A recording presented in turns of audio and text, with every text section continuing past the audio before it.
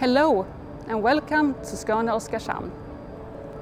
The most important aspects of our sustainability work the latest years have been the initiatives we have taken on all levels in order to obtain a more circular operation.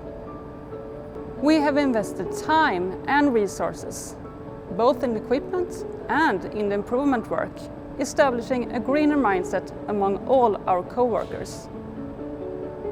During 2019, we introduced the Green Accelerator method, which is a tool to visualize the energy, material and water that goes into our different processes, and also all that comes out as products, waste and emissions.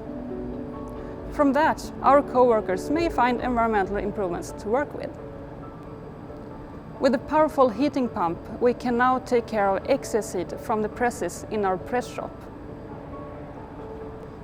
And in the paint shop, where most of our energy is consumed, we are now recycling the air in parts of the painting process.